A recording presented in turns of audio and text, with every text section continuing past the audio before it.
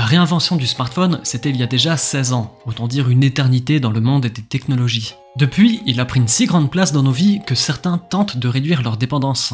Toutes les marques cherchent donc des alternatives pour préparer la suite, Apple mise sur la réalité augmentée et virtuelle intégrée dans une paire de lunettes, et puis d'autres qui ont des concepts un peu plus originaux, comme Human, une des startups les plus secrètes de la Silicon Valley, fondée en 2018 par deux anciens d'Apple. Et ça tombe plutôt bien, parce qu'elle vient de dévoiler un objet assez étonnant, tout droit sorti d'un film de science-fiction. Alors voyons ça ensemble.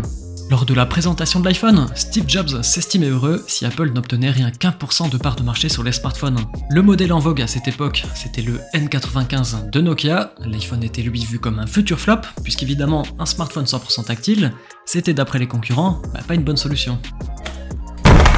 Comment ça, mon ref? Faudrait bien que je fasse une vidéo sur les réactions de l'époque d'ailleurs, car c'est assez marrant à revoir. Bref, on voit aujourd'hui, ces fameux mastodontes de l'époque n'existent plus, et désormais, les smartphones ressemblent plus à un iPhone qu'à un N95. Mais maintenant, quelle sera la suite?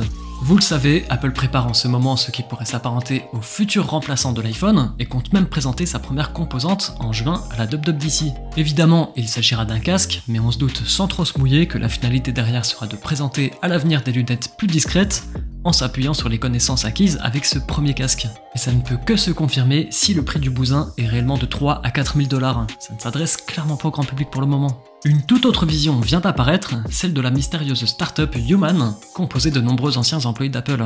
Parmi eux, on retrouve Bethany Bongorno et Imran Chaudhry, les cofondateurs de Human. Les deux ont entre autres participé à la création de l'iPad, et Ruben Caballero, l'ancien vice-président de l'ingénierie d'Apple. Bon, évidemment il y en a d'autres, mais on va pas tous les citer, faut juste retenir qu'il n'y a pas n'importe qui derrière cette entreprise. Jusqu'ici, on n'avait que des promesses de zinzin, comme celle de développer la technologie qui fera avancer l'humanité, tout en rééquilibrant le rôle qu'elle joue dans nos vies, ou encore celle de construire le prochain changement entre les humains et l'informatique. Et franchement, quand on attend ça, on s'attend vraiment à une dinguerie. Ça tombe bien, on connaît enfin le produit qui va faire avancer l'humanité. C'est durant une conférence TED que Imran Chaudhry, le cofondateur de Human, a commencé à faire tomber le voile sur son produit. C'est pour l'instant qu'un prototype, toutes les infos sont pas sorties, mais bon, on a déjà de quoi comprendre ce qu'il prépare.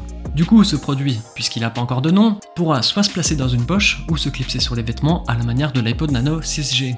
Il est bien évidemment équipé de micros, de haut-parleurs, d'une caméra, de plusieurs capteurs et plus surprenant, d'un projecteur. Le tout carbure à la réalité augmentée et à l'intelligence artificielle générative, sûrement GPT-4 vu que parmi les investisseurs, il y a Sam Altman, le cofondateur d'OpenAI. Pour expliquer comment fonctionne son produit, Imran Chaudhry explique qu'il interagit avec le monde de la même manière que vous interagissez avec le monde, entendant ce que vous entendez, voyant ce que vous voyez.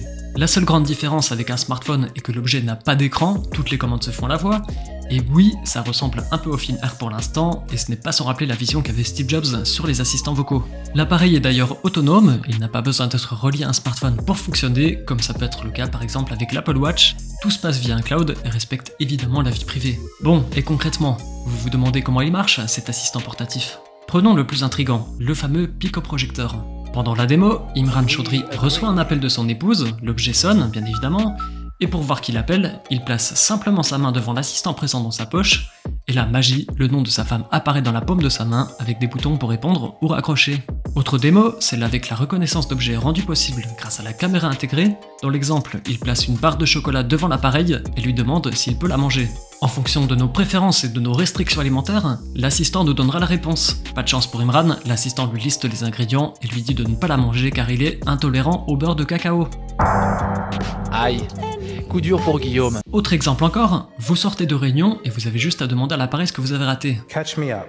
L'assistant vous fera donc un topo des notifications de mails, de messages, des prochains rendez-vous, tout ce que vous avez loupé en gros pendant votre fameuse réunion.